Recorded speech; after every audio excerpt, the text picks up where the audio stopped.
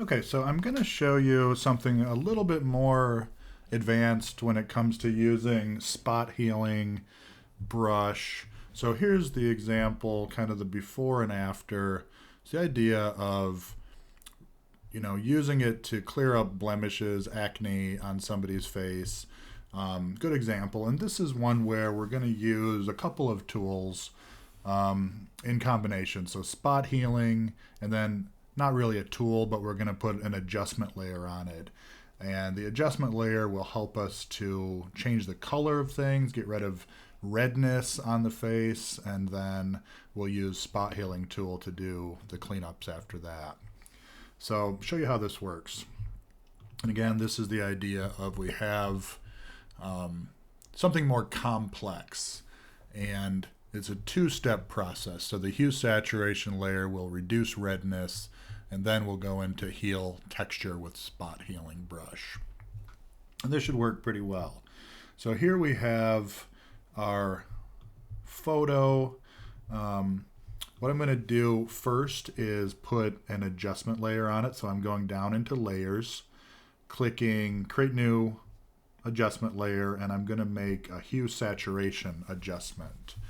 And here, now this is something where I can, slide this hue saturation slider and change the color of the entire image. But what I want to do is target the red channel. So I'm going to click right here on reds. And then what I'm going to do is slide this around. And now this is going to look kind of extreme, but what I'm doing here is trying to make all the most red parts on the face, which are going to be the pimples,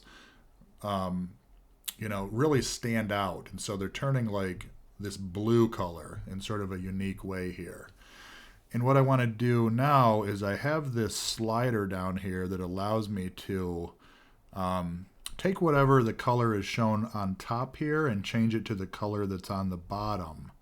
And so what I want to do is slide this to a point where it's really pinpointing just the pimples as much as possible. And I might do something. It's going to also pinpoint the lips, which are also quite red. But you can see here, that's looking pretty good in terms of isolating those areas and making them sort of stand out more. So then what I'm going to do is say, okay, saturation, leave that at 0 here for now. And I could actually bump that up so you could really see this really making those stand out, but I don't need it to be changed for what we're going to do. But we're also going to put the hue back at 0, and then from there we're going to slide this and sort of take away as much of that redness as possible and sort of neutralize it. So here I'm just sliding it, and so here's the before, here's the after. Now obviously the lips are going to need to be re-reddened.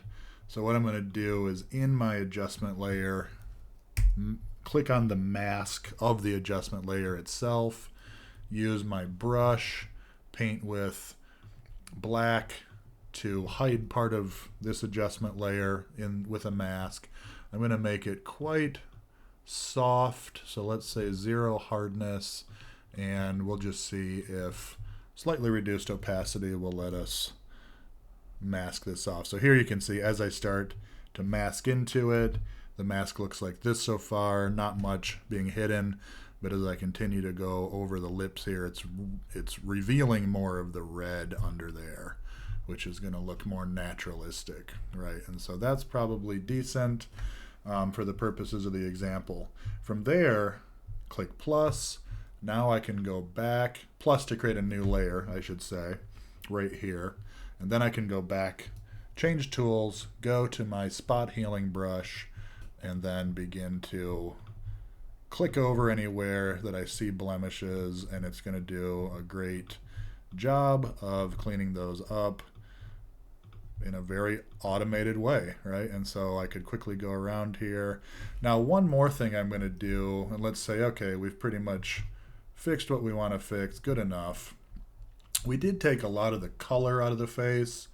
I might actually go back in and remask a little bit around the lips too, because I feel like I got it a little bit too far in terms of the redness there. But I'll also make another layer, and in this case, what I'll do is just paint with my brush, actually, instead of selecting a color from Color Picker, I'll just eyedropper to select this sort of lip color here, and then paint with brush. Get a nice big brush, and let's paint over top of the face where we might want to bring back in a little bit more color. Now this doesn't look good yet, of course, but when I change the blend mode on this to something like soft light, then you can see before and after. It just brings back in some of that life into the face again. And so yeah, that looks pretty good.